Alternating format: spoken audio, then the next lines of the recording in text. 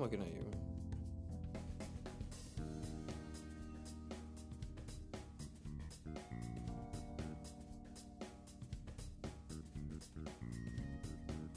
Yeah.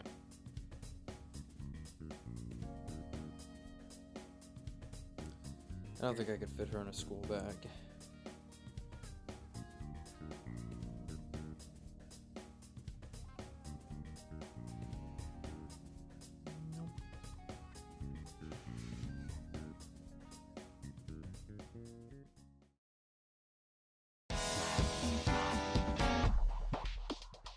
That's Pearl. I'm a big fat kitty. I don't care for Morgana, but he at least gives me an excuse to show off my big fat cat. But yeah, hey, what's up? Sorry it's been a bit. My last video was about titties and I just didn't know how to top that, so I need some time to reflect, deal with depression, and of course wait for a game to come along I want to talk about.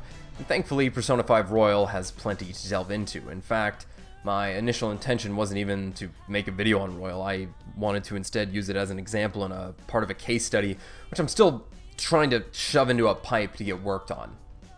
But anyway, yeah, Persona 5 Royal. Not Crimson, not Red, and unfortunately not Racing, as many had ironically and unironically hoped for, considering the R on the website, Atlus now being a subsidiary of Sega, and of course, the unlocked infinite possibilities of spin-off types due to the existence of the dancing games. Royal is instead just another instance of Atlus's signature business maneuver of the souped-up, gold-plated re-release. Though in the spirit of Sonic R, you are certainly living in the city in Royal. Nice. But these re-releases are, for better and worse, something I've come to look forward to, and not just from Atlus. It's something I find myself hoping for every now and then with plenty of games that are very contained or standalone. Games that likely wouldn't or still won't receive a proper continuity or sequel to act as the means of improving it where it may have fallen short. But even still, a sequel is its own entity, even if it does improve on shared aspects from its predecessor. So, the notion of a re-release that brings something on the cusp of excellence to that level is very appealing, as the negative hang-ups can be overwritten with something positive, leaving the player fulfilled where they otherwise weren't, and also so that they can stop dwelling on what could have been, at least to some degree, as a second point of reference is substantially more than just one. And it needs to be noted when discussing this, how the re-release is delivered and priced is not part of the equation here. I am talking theoretically on the holistic merit of an experience, of a video game's experience. I do understand such a business practice of re-releasing shitty ports and lackluster revisions for full price is not ideal. I don't agree with that necessarily. And that even in Royal's case, it's questionable if its content should have been delivered as just a big DLC, or if it should have been priced at that of an expansion, or at least less than a full-price product, etc., etc. A lot to talk. That could be its own video. I'm not going to factor that into this discussion. Though, I guess keep in mind, this is coming from a fool who sees no opportunity cost being too high when it comes to something interested in, and has bought a console to play a single 20-hour, if that, game, and I'll fucking do it again. But to get back on track, not every game needs or would be better off with this re-release treatment. Like, for example, I don't believe Persona 4 needed a golden experience, even if that version is an excellent celebration and remix of the original. I find 4 to be solid on its own, as it leaves little to be desired by the end. So if you're someone thinking of playing Persona 4 and wondering which version to play, I'd recommend you both, starting with 4, as Golden is very much for those who played the original, even with the significant merit it demonstrates on its own. It's simply a fresh Persona 4, not necessarily a better Persona 4, though that depends who you ask. But to get back on track, I did feel Persona 5 could use a strong cleanup and improvement, so I've been hoping since finishing it originally that it'd get a Crimson version as it was originally colloquially known. And not only did it get that, Persona 5 Royal just about nullifies any reason to play the original, much like what FES or FES, I don't know how you pronounce it, what FES does to 3, 4-3 I should say. Though, in Royal's case, it does that to a much greater degree. Though if you're one of the fools that bashes on FES on virtue of the answer's existence, that's fucking ridiculous, as it's so easy to ignore. Like, it's a separate save file. The answer isn't real. Just turn off the console. Like, listen, Persona 3 ends when Kimi no Kyoku does. While that's playing, and the second it ends, while tears are running down your face, while you're filled with some feeling of emptiness and completion and just something so profound you can't explain it. You take out the disc and you break it. And you break it so that you just leave the experience as it was, and so you don't have to fucking play the answer. Anyway, enough going on tangents about games Persona 5 fans have no idea exist and have no idea what I'm talking about. Royal is a near, if not complete, improvement over the original, even if there is plenty to appreciate in seeing the positive differences between versions. And when I say plenty, I mean, Jesus Christ, it takes a while for every little change and addition to be introduced. But while that's nice, I feel such enjoyment is relatively bookended and minor compared to the overall quality Royal delivers over the original. And I should say, Royal is by no means a perfect improvement. 5's notion has issues at its core, and Royal does strike out at times in what feel like missed opportunities to overhaul the original story. But what the new endgame delivers on its own is reason enough to never play the original, considering what it does to bring home and finish off a narrative that sorely lacked deep enough exploration of its themes. Now going forward, don't worry, I'm going to keep the details vague, if only because I've been told not to mess with Persona 5 fans since they haven't played the game, and I really don't want to step on any of your pretty little toes, especially when I've been warned. So for the sake of the fans I've been told not to mess with, and those that through whatever mysterious means and conviction managed to actually play the game, whatever we can be considered since we can't be fans if we've actually played it, here's a moderate spoiler warning right here for Royal, and also a humongous spoiler warning right here for Persona 5 OG.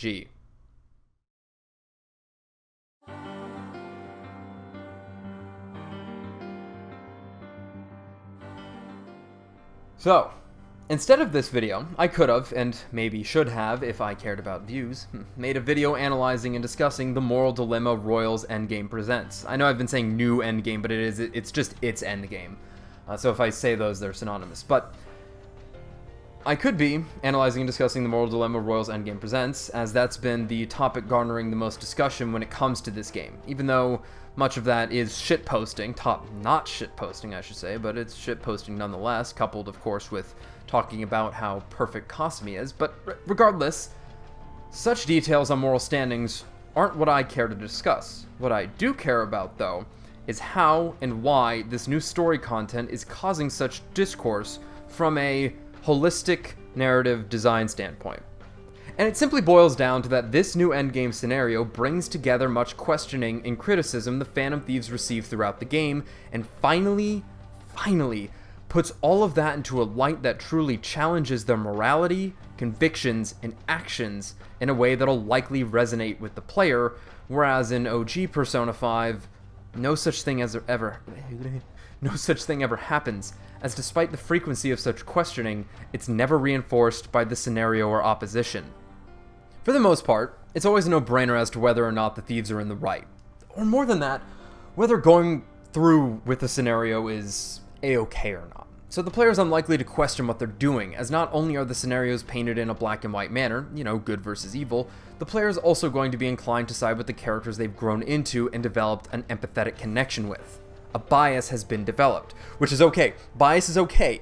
And also one of the reasons Akechi feels so squandered, as he was desired to be, and ideally should have been, the true challenge to the Phantom Thieves' morality and justice into and through the endgame as a severely twisted reflection of the heroes.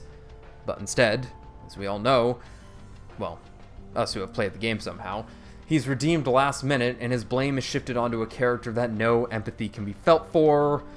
And then there's an evil cop who fucked over Joker that's heightening the weakness of humanity's complacency, yada yada, Yaldabaoth, malevolent god, humans can't fucking think for themselves, etc, etc.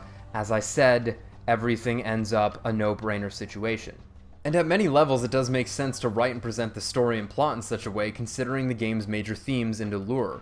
As a story that operates on a premise with such a grand, stylish scale that follows a band of supernatural thieves with powers only they have to change and affect the world how they see fit, if handled poorly or thrown off balance, the phantomry dissipates, and the player may end up disillusioned, or delucered, or dislucered, whatever the word would make sense, encapsulating the notion of a player losing their illusory attitude when playing a game.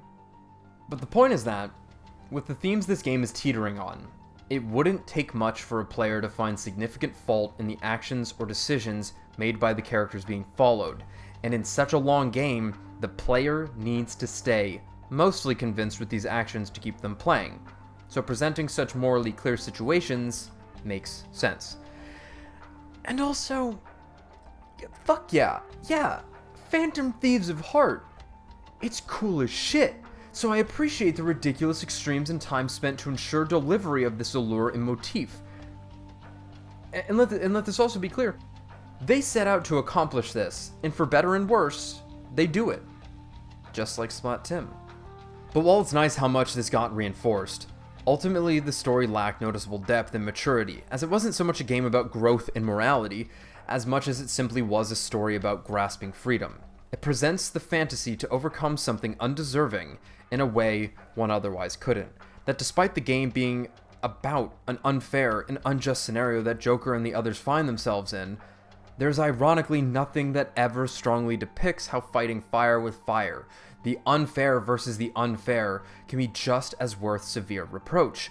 Even if the cause is just, even if the characters are easily in the right from how you are viewing it, it still lacks any significant addressing. And it gets addressed. A lot. But it never rings loud enough. There's never a wake-up call. The game simply enforces a message of perseverance and overcoming injustice. It never comes full circle. Oh god, and furthermore, despite this game's themes and despite the core DNA of the series, this game deals with and depicts those on the cusp of adulthood, yet no one ever feels to have substantially grown from their time as a phantom thief. Because aside from being freed or saved through a means one otherwise could not, they're never strongly reprimanded or reflect upon themselves with strong conviction. So why would they grow? The one chance to really see this is when they all get disappeared by the cup, and Joker has to break them out of their self-containment by saying some fortune cookie shit. God, it's nothing. You say like, you might as well just fart, and they'll be like, yeah, oh man, Joker, you're right. But that's a topic for my next video. But regardless, let's say Joker did say something worthwhile. Just about everyone's response to him, whatever he says, is a conviction that boils down to, that sounds something like this. Yeah, fuck, dude, I guess we're in this deep. Might as well. I'm not a quitter. We haven't quit yet. We're the fucking Phantom Thieves. We're the best. Let's do this shit. Yeah, better see it through. Well, there's definitely significant merit to that sentiment. With how it's presented, the message comes off very immature. That despite how much of the events in this game are caused by the proactive actions of the thieves, they get out every goddamn time, unscathed, and no mentally worse for wear, it seems. The fucking cat, the goddamn imaginary stupid cat, doesn't even stay gone and magically, inexplicably gets to hang out in the real world suddenly. Like, still not as bad as Teddy. Fuck that thing, but that's not the point here. The only thing that's truly lost here is a charismatic deranged fool whose body count includes a considerable number of the main cast parents and is way too comfortable pointing a gun at the main player character. You still love him though. And once again, I understand they are simply retaliating against injustices, that they are very much in their own right to do what they are. It just ends up shallow. The game doesn't end on some profound, inexplicable feeling that the rest of the series delivers. And I'm not saying it needs to amount to the selfless tragedy and handling of misfortune and the inevitable that 2 and 3 deliver, or the overwhelming, unbelievable melancholy that 4 ends on. It's just that the simple catharsis of freedom from a journey with little learned and grown from, while once again fitting, just doesn't hit very hard. It lacks the full circle that it should have gotten when it comes to a coming-of-age story, especially one with themes like this. It is directly addressing adults and adulthood. It's not just set in something like that, it is addressing it. And that's why Royal's so fucking worth it. Because even though, God, I wish it overhauled more of the original content, And it's not like it's some perfect fix to all of the above, like I had said, but with the new grafted on endgame, the new endgame that it delivers compared to the original, it amends so much of the narrative as it brings everything back down to earth from the huge scope the original rose to by delivering an incredibly intimate scenario, unlike anything else in the story. One in which humanity has no goddamn clue what's going on, yet the continuity of humanity's reality is at stake. A circumstance and key element found in the rest of the series that I failed to mention is something I felt lacking in 5 as well.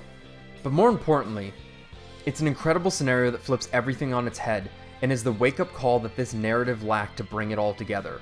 As instead of an easy-to-decide good versus evil scenario, or better put, those who cause misfortune versus those who receive or have received such, it's a personal and intimate scenario focused on an opposition that's hard to consider such from both the gang's perspective and the players. It's one in which the thieves' actions and convictions are dwarfed by the opposing force's power to right the wrongs of the extreme injustices in the world. That is, through a means similar and reflecting that of changing hearts, though to an extreme and drastic ends. But even so, it feels almost impossible to argue against in some cases because god damn, some scars are too deep to live with, that no steadfast conviction or friendship to push on, to live with, can ever greatly amend them. So in a situation where the thieves are no longer presented with a threat to their life or humanity's well-being, hell, the exact opposite even, and against an incredible reflection of themselves, one that they do not want to fight and one that does not want to fight them, for the first time in the game, the player is likely to question their alignment to the Phantom Thieves, just as the thieves themselves have to finally truly consider what matters most to them now faced with such an opposition. And while I once again would have really liked to see some stronger reasons to the convictions of the Phantom Thieves, they are at least shaken more than ever now given a taste of their own medicine. And I do need mention, while the endgame scenario is incredible, I wish the ending cutscene and wrap-up scenes hit a stronger crescendo than, well, not at all. God, that fucking animated cutscene at the end is the weirdest fucking thing in the game and really dampers the quality of the rest of the endgame. And this might sound like an odd take, but despite how innately anime, whatever the fuck that means, the Persona series is, the anime cutscenes end up jarring and outright lackluster compared to the excellent models and animation of the pre-rendered in-engine cutscenes that you see in moments like the Awakenings, boss lead-ins, and now like in Royal's alternate ending that has an elaborate amount of work put into it, despite it being the not bad end, but the not true ending, the alternate true ending, because it's definitely not bad. And I think the production quality of this alt end does much to further paint the scenario gray, and that those who would prefer such an outlook or side in this scenario can feel their choice was one worth making because, hey, maybe it was. And frankly, they're the real winners, because fuck is that credits track so much better than the true endings. I don't like the credits theme of Persona 5 or Royal, sadly to say. But I better stop before that take gets too hot. I don't want to step into that territory. It's not as good as it's not nearly as good as Nevermore or Kimi no Kyoku. Not even fucking close. Anyway, fuck, the fighting game has a better end theme than Royal and 5's. And anyway, too hot. Now, before moving on to the actual hottest thing in Royal, to wrap up this topic, the new endgame delivers and amends much of what Persona 5 lacked, making it the crowning aspect of this enhanced version, and that if you happen to have played the original and are apprehensive about playing Royal, know that there is something substantially worthwhile past the original content. And well, there is something, that is someone, that also makes this game worth it. Because goddamn, I fucking love Kasumi Yoshizawa, despite her inclusion being almost on par with Akechi's handling in the original. It's not as bad, but shit, is there a lot left to be desired, especially because she's the cutest, hottest, funnest, joyous, pleasantest, stylist, best girlist in the fucking series. That's not to say you are waifus of shit. All Persona girls have their merits. I understand such things deeply. And respect you fools and simps for loving whatever fictional character that caught your fancy most. But thankfully with Kasumi's existence, there is no longer a need to fight. The war can end. As we can all agree that even if she's not your favorite, which she should be, she's at the top. Right at the top. And that right next to her is Yukari talk about. Now moving on. Hey, don't hit that fucking dislike button, you coward. You just wish you were strong enough. You all wish you were strong enough. Really though, Kasumi is a fucking joy. And I can't wait to barely see her ever again. Though, I'd be cool with her being lifted from Royal and nearly one-to-one translated into, God, I'm gonna fucking say it, Persona 6. In fact, I'd love that since regardless of her quality, or really because she's so wonderful, there was simply not enough time with this angel on screen, and that despite her being the signature feature of the Atlas signature business maneuver, that being the special OC girl, she really isn't treated as such, as she's only a party member during the new Endgame arc, and she ultimately doesn't play any greater role than tying the old and new story together, which of course, that's incredibly important, and to a significantly greater magnitude than what the others do for the story to progress, and what you get with her arc is excellent. Still, by the end, she's simply another member of the group, and not much more, especially with her in that fucking ending cutscene. Oh my god. And while in a lot of regards, it's nice to see the new special character not getting too much of a special treatment, which is even reflected in her actual story content as well as her humble and polite perfect personality, that because of such things and really just the overall excellent execution of her character, I think whatever focus and central relevancy to the plot she could have had would have been well received and certainly earned. But really, the core issue is that she simply doesn't get enough major screen time despite her build-up. Like, I'm all for quality over quantity. Don't get me wrong. I'm all for quality over quantity.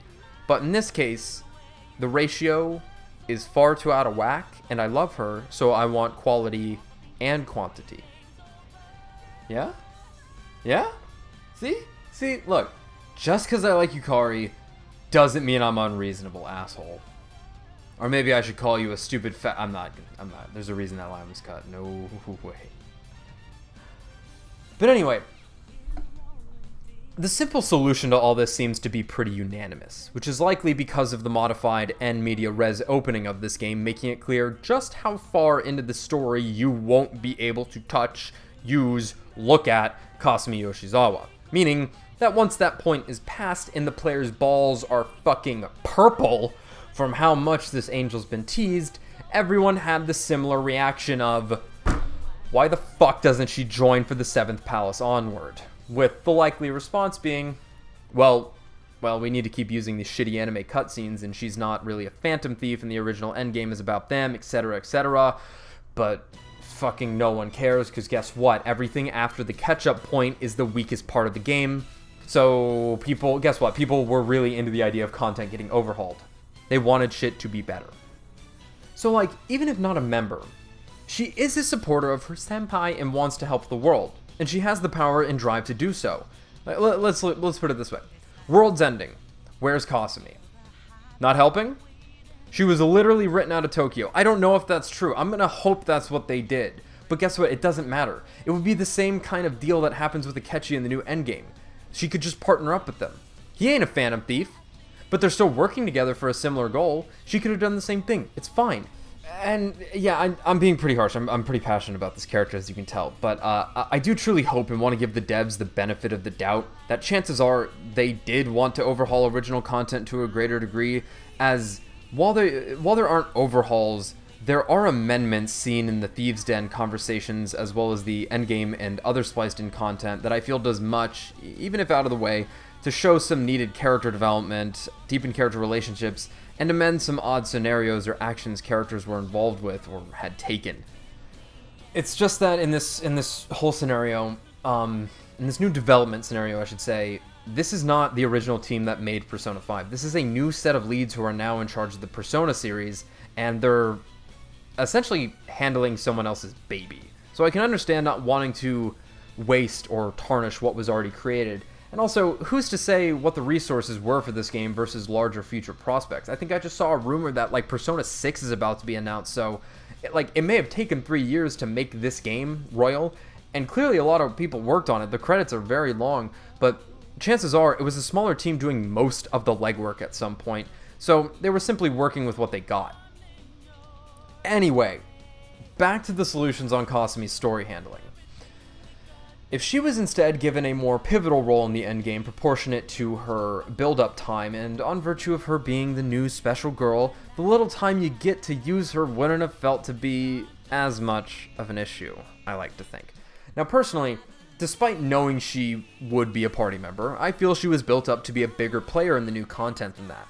And I know, much of what's built up with her is brought into question given her context, but regardless, she's clearly designed aesthetically as a foil to Joker, to the point that many people initially assumed she would be a FemC option added with Royal. And hell, this is even expanded further in-game, seeing her awakened persona looking like a gender-bent Arsene.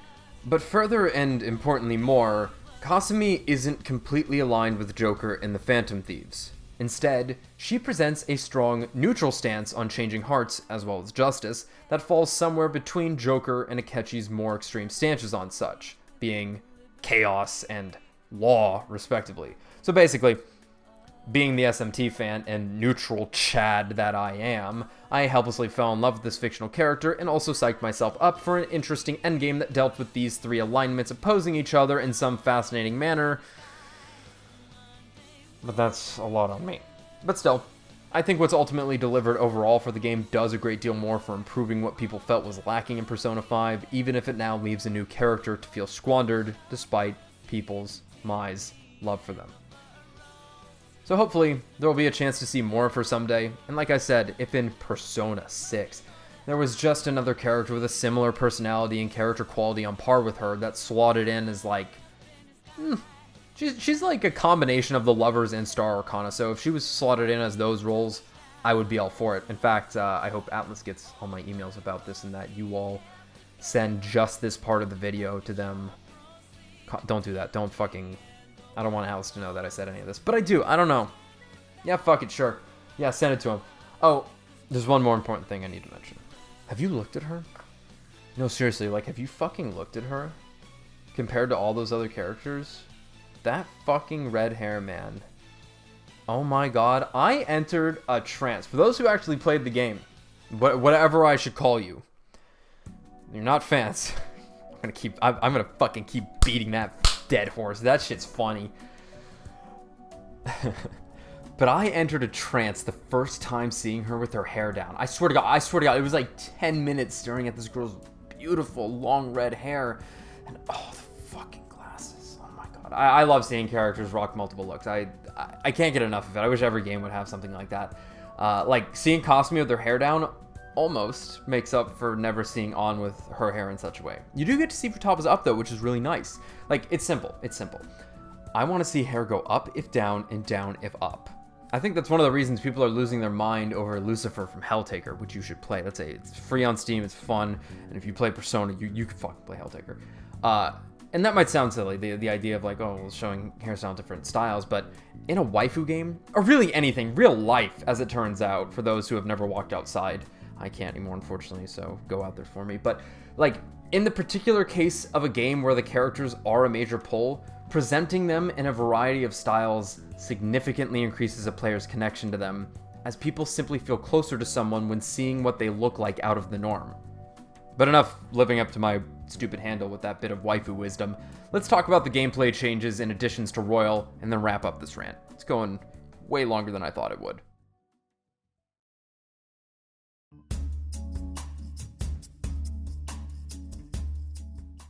So, apart from those two key topics of coming of age and coming to waifus, I just want to say I'm happy with the additions and improvements to everything throughout Royal, even if it becomes cumbersome to juggle and consider all that's been added and included. But more than anything, it was nice to have another key locale to visit with a handful of new world interactions to consider and keep an eye on. But when it comes to all the gold plating that relates back to combat, while much of the additions or expansions are really fucking cool ideas, they are new and possibly experimental, which results in the game's balance being thrown right the fuck out the window. And I was expecting this to some degree, considering that another reason I'd recommend 4 and then Golden is because of how ridiculously easy Golden is because of its, at the time, experimental new systems. But of all the things Royal adds, the winner of the Leave That Shit in Royal, Please award goes to The Fusion Alarm. Wow, alright, unexpected. Tonight, the Fusion Alarm also received the award for coolest introduction, as well as thing player swore they wouldn't ever touch more than once, yet helplessly utilized it anyway. It's a radical idea. It's a super radical idea, and maybe if they shape it a bit, I would love to see it again, but fusion failure loses its zest and impact under a controlled circumstance. Plus, it just ruins the core dynamic of frequent persona recycling that represents spiritual growth, which, ironically, I guess is fitting in a game where spiritual growth is a rare commodity. Inmate, it's 4 p.m. Time to fuse a persona that can flatten God's dick. Why? I'm only level 26, Caroline. I don't want to do that yet. Oh, and I didn't even have all the free OG Persona 5 DLC shit. God, talk about literally game breaking. Oh my god. My poor friends who had that. At least they look cool. But among all this, there were two major combat changes that have got me thinking about how I'd like to see, I'm gonna say it again, I'm gonna fucking say it again, Persona 6's combat work. Persona 6, man. Or really, how I've already seen it possibly work, as the improved baton pass system and greater focus on technicals made the core gameplay goal of knocking down enemies into an all-out attack feel all too easy, and that it should be one or the other. And also because A, I've played enough games with knockdown, B, all-out attacks got tiresome, and C, it feels significantly more appropriate in a game about friends and relationships to slap each other's asses to pass turns off and buff each other up, so enemies can be obliterated for 10 times more damage than an all-out attack would produce. Now, I understand an all-out attack is free, doesn't cost any health or SP, but I don't care. So, I'd like to see an entire system built around the baton pass and even technicals, since those were really cool, but having knockdown along with these, it just comes to be too much. It's just too easy to beat your average enemy. So, ideally, this would make a more back and forth styled system rather than the all or nothing system you're getting now. Which is one of the reasons the bosses feel so strange in this game. You can't all or nothing them. You have to fight the basic back and forth, and the combat isn't tuned for that. So then, of course, I wouldn't want this combat system, the baton pass and the technicals, just lifted and placed in as is in Persona 6. I'd like to see some serious depth and consideration with how it operates. But regardless, some cool things I'd like to see would be something like the baton receiver gaining a special property based on who passed it. I feel like that's really appropriate for something in a relationship-focused game, a personal, character-focused game. Or if the player manages to do a full pass rotation, including the last member performing something that would result in a one more. So like all 4 characters, 1, 2, 3, 4, exploit a weakness, land a technical, whatever it is, then something like an all-out attack, or the showtimes. The showtimes are great, by the way. Those things were really fucking cool. Can be activated or triggers automatically. Tons of cool things you could do. But also, I'm on board with just putting in the press turn system from mainline Shin Megami Tensei, because it's just the best. Yeah, guess what? Every Persona video you'll ever see from me, all 2 of them now, Trojan SMT plugs. Actually, I don't know if I plugged SMT in the other one, but I'm gonna do it now. Fuck it, I fucking love the SMT games. Shit, you should play those. Listen. Oh, what am I saying? If Persona 5 fans haven't actually played Persona 5, there's no fucking way they're gonna whip out a DS and go buy an SMT. But still, if you happen to have liked Persona 5's combat and haven't tried out any mainline SMTs, do yourself a favor. If you got a 3DS, SMT4 is a good place to start. Then play Apocalypse. Apocalypse is a fucking hot mess, but man, that gameplay's good. It's one of my favorite fucking games, if only for the gameplay. But if you like military and more sci-fi stuff, try out Strange Journey. Or if you want to go all in, start at the fucking beginning or play Nocturne. You know, the game featuring Dante from the Devil May Cry series. Anyway, all in all, I feel Persona 5 Royal is a straight improvement over the original, and more than anything, it's left me excited for what this new team could make. As just on the creativity and dexterous methods of implementing the new content alone, it lends a lot of credence to the strong sensibilities this team, or these leads, whoever it happens to be, the strong sensibilities they're clearly carrying. and that if this game's final act is anything to go off of, hopefully Persona 6 will lean more towards Persona 2 and 3 in terms of tone and surrealism, and for the love of God, just let the fucking protagonist talk. It's okay. It's okay. That's what my next fucking video is about. I'm gonna fucking these goddamn weird silent protagonists. But I'll save that for another time. More importantly, I want Persona 6 to structure the social gameplay and dungeon gameplay in a less extreme manner. The pacing in 5 and 5 Royal is so... God, it sucks. It sucks. You could sit there and play for the whole goddamn day. 8 fucking hours, 10 fucking hours, 12 fucking hours just doing social stuff and story and not even touching the gameplay, yet everything relates back to the gameplay, but then the gameplay is like, no, do it all in one day, idiot. Like, you feel like you need to, and it just doesn't sync up as wonderfully as I'd like. 5's ebb and flow, or lack thereof, that just ain't it, man. Like, 3 and 4 excel at their dungeon to social time ratio, as they include elements that naturally dictate such things, and in a game, especially 5's Tokyo, with so many fucking things to do, a system, element, or hell, stringent structure. Just give me designated time like the midnight hour to fight things in. Like, just give me something so that I can naturally decide, or am forced to decide, not forced to decide, forced to actually confront or do such a thing. And not just this, here's a bunch of fucking free time. There are way too many options. Anyway, don't know why I got so into that. I know why, but I suppose it's all to say say it one last time, Persona 6. I really want to see a game that looks nothing like 3, 4, and especially not 5, but is very much a Persona game. And I think it'll be good. I think Persona 6, if what we've seen from this game is anything to go by, I think it'll be good. And that's not saying to get rid of any of the social elements, right? That might seem to be what I'm saying, because I've spoken my passion for the mainline series, but that's not the case. If anything, it's the exact opposite. I want to see stronger social elements in the Persona games, not necessarily better gameplay, even though, yes, I want better gameplay. I want the whole package. Give me it all. I want the thing that does it all, man. Please. Like, really, I want to see the social links, or whatever new thing the social links can be. I don't want to say that the social links have to be there. I want to see those intertwine into the story a lot better, because that's really what it is. It's a linear game with a lot of choice, but the choices are bottlenecked, completely kneecapped, in fact, by the fact that the story is so linear.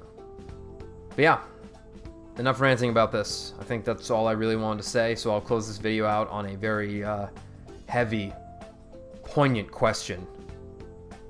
When's SMT5, man?